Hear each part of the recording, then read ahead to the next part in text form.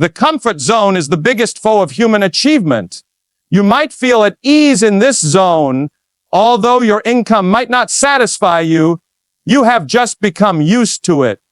Changing your self-concept in connection to money is the only way you can raise your income. What we know is that your self-concept in every sphere of life you find significant shapes your general self-concept. Furthermore known is that your self-concept consists of three components. This is the essence of behavioral psychology. It first covers your ideal self. Consider your ideal as one slice out of a three-piece pie. It comprises all the inside of you. Your values, ideals, goals, hopes, and dreams. Your self-ideal and the clarity with which you define your goals and ideals have direct correlation. What do we know about top people? They have a strong sense of what they believe in and never compromise their values. What about weak people? They are confused about their values and easily compromise them for short-term gains. The point is that people with a well-defined self-ideal are much stronger and more powerful than those who lack clarity. The second part of your self-concept is your self-image. There are hundreds of books on self-image psychology, but at its core, self-image is simply how you see and think about yourself. It's like an inner mirror. Before doing anything, whether going into a sales call or stepping onto a stage, you subconsciously check this mirror to gauge how you perform in such situations. Your external performance is largely dictated by your self-image. The third and most important part of your self-concept is self-esteem. Self-esteem is the emotional core of your personality, what I call the nuclear reactor of personal energy. It fuels your vitality, creativity, confidence, humor, persuasiveness, and influence. Your self-esteem is defined by how much you like yourself. The more you like yourself, the higher your self-esteem. Here's something fascinating.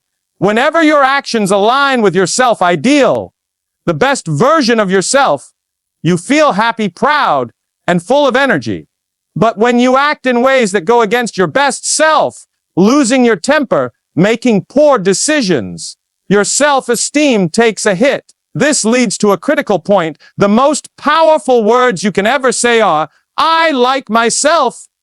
When you repeat these words, your self-concept improves, your self-image strengthens, and your self-ideal becomes clearer. As your self-concept rises, so does your performance and success in every area of life. Psychology refers to the flip side of self-esteem as self-efficacy, which is your belief in your own competence. The more you succeed, the more your self-esteem grows, creating an upward spiral. The better you do, the more you like yourself, and the more you like yourself, the better you perform. Before any important event, say to yourself, "I like myself." Say it again with conviction. The first time you say it, you may feel uncomfortable. Some of you might not say it with much enthusiasm, perhaps feeling undeserving. That's normal. It simply means you've been programmed with negative beliefs. Psychology calls this cognitive dissonance. When a new positive message clashes with old negative programming, it creates internal resistance. But the more you repeat it, the more it sinks into your subconscious, gradually overriding the old beliefs, like clearing out mental junk. So, start every day by saying, "I like myself." Say it throughout the day. In business and life, our self-esteem takes constant hits, but reinforcing positive self-talk can make all the difference. Like a tire or an inner tube losing air, you have to keep pumping yourself up. "I like myself. I like myself." Someone slaps the phone down or shows you to the door, wasting your time. "I like myself. I like myself." You have to keep yourself up. Make it a game. Now, I don't suggest saying this in crowded washrooms or elevators, but say it to yourself regularly. The idea of liking yourself is one of the purest and most positive messages you can send from your conscious mind to your subconscious mind. It's like a mother's kiss. It makes everything okay. It takes the pain away. It's impossible to like oneself and feel negative. It's impossible to like oneself and be furious. It's impossible to like yourself and be scared. Your mind can only hold one concept at a time, positive or bad. So if you keep repeating, I like myself, eventually it becomes a habit of thinking. Wake up in the morning and say, I like myself. Throughout the day, say, I like myself. If someone is rude or difficult, it doesn't bother you. I like myself, and you act like it. At first, it'll be like getting fit. Your emotional muscles will be tight. But with time, it becomes automatic. Whenever a negative event happens, you can immediately counter it by saying, wait a minute, I like myself. Now, here's the most beautiful thing. The more you like yourself, the more you like others. And the more you like others, the more they like you in return. What do you think is the cornerstone of self-confidence? It's how much you like yourself. Self-esteem. The more you like yourself, the higher your self-confidence. The more you like yourself, the less you fear failure or rejection. The less you worry about unfavorable events or experiences. If you fall, you pull yourself up. People make mistakes. Life carries on. In other words, things don't bother you as much because you develop a kind of Teflon coating around your emotions, making you a completely positive person. Remember that poster from the 60s? I do not love you for yourself, but for the way you make me feel when I'm with you. The most effective thing you can do in relationships is to make others like themselves. Say things and do things, not manipulatively, but positively, that make people feel good about themselves. Compliment their appearance. Thank them for being on time. Laud their successes. Say sweet little things that make them smile. Even a simple thank you can increase someone's self-esteem. Go through life like a hummingbird, going from flower to flower, making people feel important. Make them like themselves, and you'll become one of the most popular individuals around. People will be glad to see you. Their faces will brighten when you enter a room, because whenever they see you, you make them feel good about themselves. But you can't give away what you don't have. You can't make others feel good about themselves unless you feel good about yourself. And here's the lovely part. If you actually like yourself, you'll naturally say and do things that make people feel good without even trying. You won't need to plan it. You won't have to ask, what should I say? Or, what should I do? You'll just be yourself, and it will happen effortlessly. You'll draw amazing people into your life. Your expectations for yourself will be positive. You'll believe good things are occurring to you. You'll continuously retrain your subconscious mentality. You'll establish a positive emotional habit of high self-esteem and self-confidence. If you alter your thoughts, you change your life. And you may change your life just by changing what you say to yourself.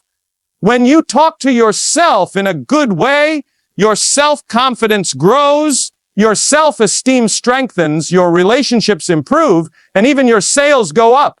There is a direct association between self-esteem and success. There's also a direct correlation between self-esteem and parenting happy, healthy children. Parents with high self-esteem nurture children with high self-esteem. Confident adults attract other confident ones, establishing good relationships. Are you with me thus far? So we all agree, high self-esteem is vital, but what's the problem? The problem is bad feelings. Our greatest problem is conquering bad emotions and unfavorable habit patterns. Positive habits include joy, love, humor, happiness, and compassion. But negative emotions are our deadliest adversaries. We can only enhance our lives to the extent that we free ourselves from negativity. The good news: no child is born with bad emotions. They are learned from infancy onward, and that's a tremendous realization, because if they're learned, They can be unlearned. If they were part of our genetics, like eye color, hair color, or height, we wouldn't be able to modify them. But because they're taught, they can be replaced. You can reprogram them. Let's break this down further. I spent 5 years studying this, and it altered my life. Negative emotions are the single biggest hindrance to achievement. They hold us back more than anything else. Now, let me present a concept, the negative feelings tree. Imagine a tree. Here's the trunk, the earth, and the roots. Now, where do bad emotions come from? First, what are the most prevalent negative emotions? There are around 54 identified in psychology, but the worst of all emotions, fear, is one of the worst. Fear is a powerful and harmful energy. Then there is doubt, which you described earlier. It's a killer. Envy follows next, typically combined with resentment. They're like twin sisters, always together. If you envy someone's success, you resent them for it. Then, of course, there's jealousy. What Shakespeare termed the green-eyed monster. Jealousy arises from low self-esteem. Individuals feel jealous when they believe they're not good enough. Then follows hatred, and worst of all, wrath. Now, we know that the roots of the negative emotion tree, of which there are many more, come from two things. First, justification. It's hard to feel a negative emotion until you justify it, unless you convince yourself that you're allowed to feel it. You believe that what someone else did or didn't do offers you a basis for your anger or resentment. But if you stop reasoning, the negative mood weakens. The Bible, which gives deep psychological and spiritual understanding, teaches this premise. In the Sermon on the Mount, it states, "Judge not, that you be not judged." If you judge, you become a hanging judge, ready to condemn. Judgment leads to justification, and justification fuels unpleasant feelings. But here's the problem. It doesn't influence the other person. It only affects you. So, when you stop justifying, the bad emotion begins to die. The second root is identification. This happens when you take things personally. It's common. You hear something and instinctively respond, even if it doesn't directly involve you.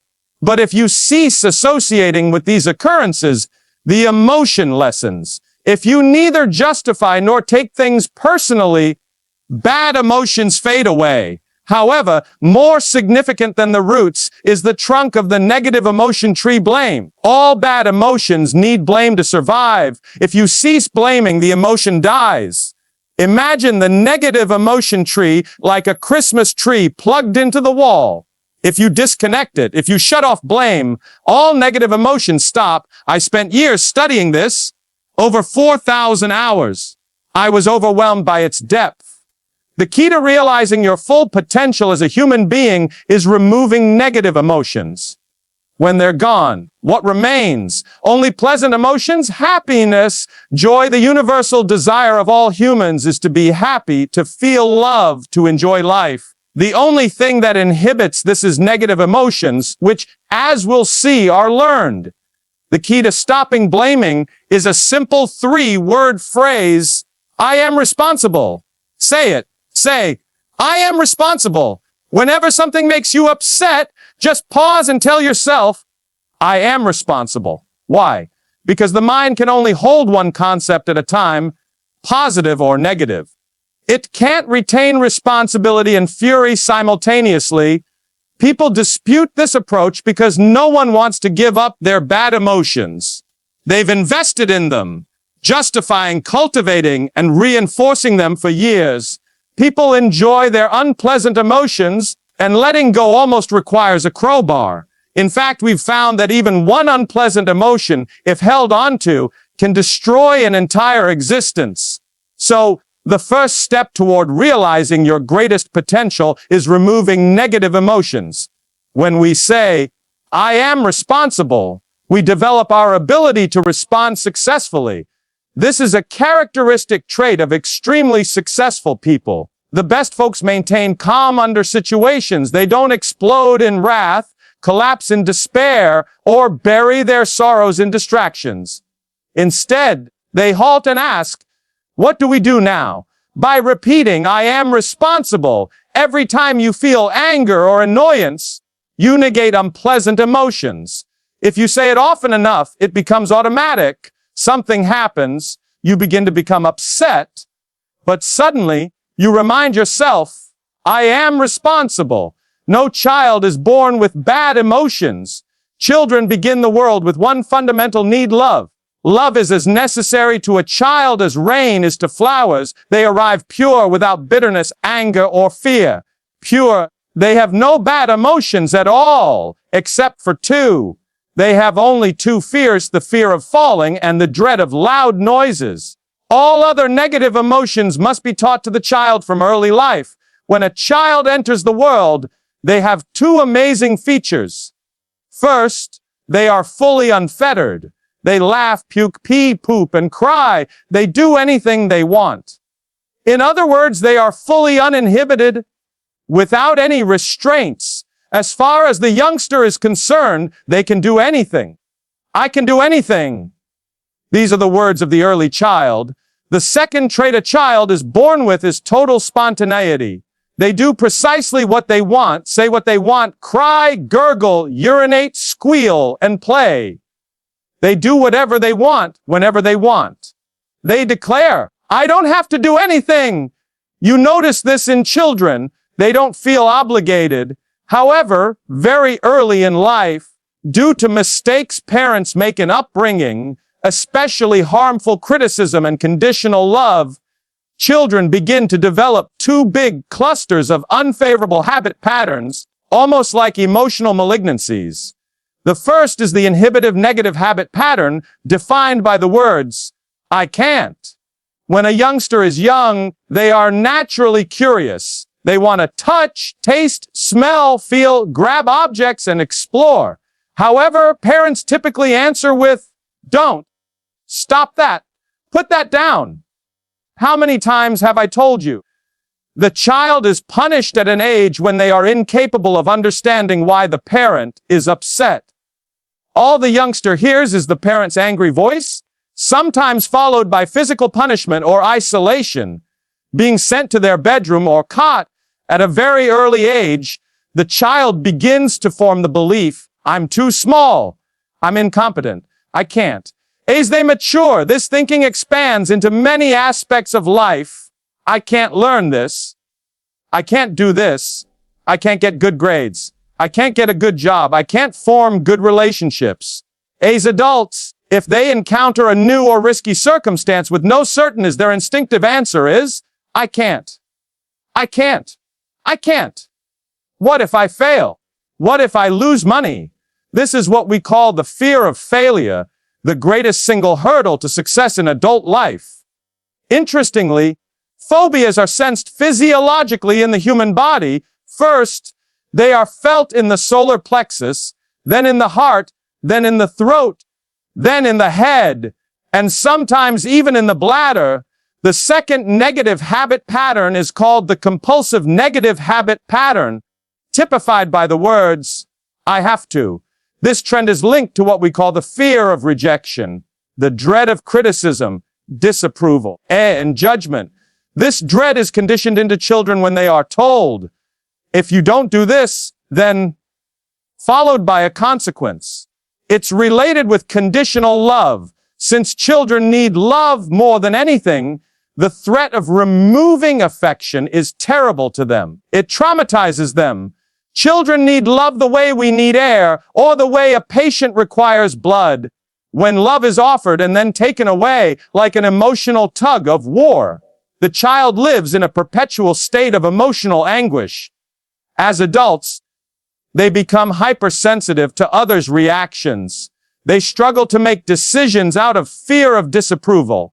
They are deeply concerned about what others think, obsessing over, keeping up with the Joneses, and complying. They lose their sense of independence. Does anyone know what I'm talking about? This usually relates back to childhood, where affection was either conditional, inconsistent, or occasionally never offered at all. It leaves permanent trauma. The worst part, many adults end up caught between these two patterns. I have to, but I can't. I can't, but I have to. I have to, but I can't. They are continually torn. Most ailments in our society are psychosomatic, meaning they begin from the mind and influence the body. Prolonged exposure to these fears can make you physically unwell. It changes your blood chemistry. It leads to ulcers. It contributes to diseases as serious as cancer, strokes, arthritis, and interior congestion. Most skin breakouts caused by rage and unpleasant feelings. Most bodily issues can be traced back to these emotional issues. So, what's the antidote? Whenever you think of anything you want to do, say, I can do it. I can do it. I can do it. Say it out loud. I can do it. I can do it. I can do it. Each time you repeat this, your fears decrease and your confidence rises. It operates like a teeter-totter. As confidence goes up, fear goes down. Your fears subside. And whenever you feel pressured to act, just say, I don't have to. I don't have to. I choose to do this, but I don't have to. I don't have to. I don't have to. One of the main manifestations of negative emotions that deflates self-confidence is fear. Notice how anxieties hold down our self-confidence. Concerns that we can't, fears that we must, fears that we need to please others. We fear others won't like us, that we may lose time or money. These anxieties typically transfer into one of the most unpleasant emotions, guilt. Guilt is joined by its twin sister, unworthiness, making us feel undeserving. Interestingly, no child grows up with guilt naturally. Many of the world's main religions have inculcated shame from an early level, establishing it as a core precept. This is because guilt is one of the easiest ways to influence people. There are two basic reasons why guilt is actively used: control and manipulation. Why? Because they work. If you can make children feel guilty early on, you can manipulate them like a puppet for the rest of their lives. How is this done? First, by destructive critique. When youngsters are constantly criticized, their self-confidence collapses, their self-esteem decreases, and they become susceptible. Once their barriers are down, guilt is used to control them. So how do you deal with guilt? Whenever someone tries to make you feel guilty, say, "Excuse me, are you trying to make me feel guilty?" Smile as you say it. They'll likely dispute it because no one admits to it. The first few times, they'll brush it off. That's fine, just say, "That's great because guilt doesn't work on me." They may try again, perhaps a parent or a loved one, and you simply repeat, "Excuse me, are you trying to make me feel guilty again?" Eventually, they may admit it. Then, you calmly explain, "Well, it worked in the past, but it doesn't work now." The instant you put guilt into the open, the game stops. It only works when it's hidden. By refusing to let guilt to govern you, you take back your power. Guilt is toxic. It crushes the soul and weakens self-confidence. So, how can we eradicate guilt? The third principle, and the most crucial one for self-confidence and personal development, is anchored in another law, the law of forgiveness. The law of forgiveness asserts that your emotional well-being is strongly tied to your ability to completely forgive and forget injustices against you. The less you forgive, the lower you descend on the human totem pole. A person who forgives nothing is entirely destroyed, psychologically and emotionally. So how do you practice forgiveness? First, forgive your parents. You don't actually become an adult until you've forgiven your parents 100% for every mistake they ever made. Remember, it's never too late to have a joyful childhood. If they're no longer alive, forgive them anyhow and let them go.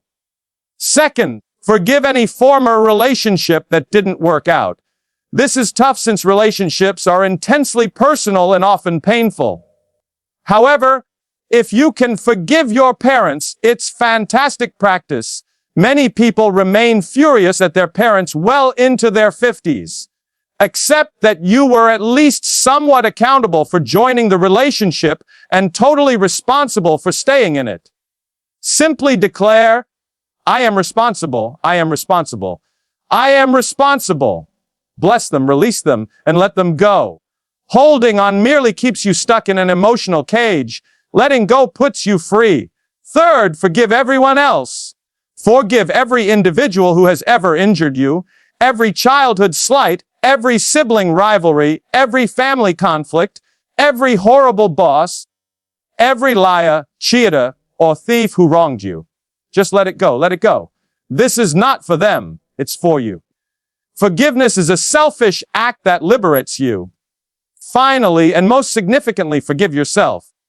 I have it on good authority, through some research before this conversation, that every single person here has done something dumb, reckless, inconsiderate, or even cruel at some point in their life. Is that true? Say yes. Now let it go. Understand this? The individual who made those mistakes no longer exists. The person you were back then is different from the person you are today. With time, insight, and experience, you've grown. The person you are now wouldn't make the same decisions. So quit beating yourself up for something a prior version of you did, someone who no longer exists. When you genuinely let go, it's like removing a tremendous burden off your back. Forgive everyone and everything. From this moment on, choose to live without negativity. Let rid of any bitterness. When you do, you become a positive, confident person. Accept responsibility. Free yourself and embrace who you are and forgive everyone else. You become a truly superior person. The most astonishing thing currently is learned helplessness, which is one of the greatest adversaries of success in our lives. Based on the 25 years of research and millions of dollars spent at the University of Pennsylvania, learned helplessness is one of the greatest killers of human success. We learn to be helpless. They did a wide series of studies, but one sticks out. They took a dog and placed a piece of glass in the middle of a cage. On one side, they put the dog, on the other, a magnificent piece of pork. The dog would throw itself at the glass, damage its nose, and attempt again numerous times before stopping. Then they removed the dog. The next day, they placed the dog back with the meat on the other side. They continued this for 3 or 4 days. By the 3rd or 4th day, the dog would just sit there passively, not hurling itself at the glass because it didn't want to get wounded. Then they removed the glass, put the dog in the cage close to the meat, but the dog, with a growling tummy, would merely lay there and never go for it. The dog had been conditioned to be helpless. It assumed it could not reach the meat, so even when nothing was obstructing it, it merely sat there. They did a similar investigation with university students. They placed them in a room and told them, "You can leave whenever you like, it's up to you." The room had multiple doors, all secured from the outside. The students tried the doors and, finding them locked, sat down. Then they played loud, awful music, broken glass, trash can music, and other unsettling sounds. They boosted the temperature and discharged a terrible odor into the room. Despite the agony, the students merely sat there. In actuality, the doors had been unlocked after their initial try, but they never attempted again. They had learned to be powerless from one experience. Research reveals that humans can learn helplessness from a single event. They attempt something once, fail, and instantly conclude, "I can't do that." They can believe they can't play a sport, prepare a meal, type, or use a phone, and for the rest of their lives, they remain powerless in that area. Here's an important point. It's not what a person knows that hurts them. It's what they know that isn't true. Have you ever felt you couldn't do anything, but then someone taught you how, and suddenly you could? Your entire belief system transformed. Before, you believed you couldn't, but later, you knew you could. Self-limiting ideas keep people imprisoned in learned helplessness. That's why it's vital to ask, is it true that I can't do this? If millions of others can ski, jump, sell, invest in real estate, or establish businesses, so can you. Never sell yourself short or pretend you're helpless. Now let's talk about Sammy the rat. They placed Sammy in a cage with 4 passageways. When he was hungry, they put a small slice of cheese at the mouth of the 4th tunnel. Sammy smelt about, explored, located the cheese, ate it, and was happy. The next day, they repeated the process. Sammy investigated a little less, but still found the cheese.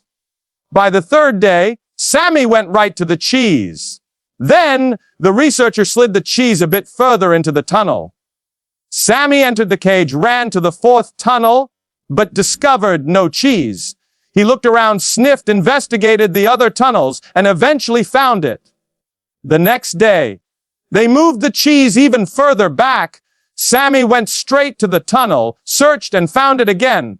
Eventually, they positioned the cheese at the very back of the tube. Sammy learned to go directly and retrieve the cheese and come out happy. But then, the researchers transported the cheese to the 2nd tunnel instead.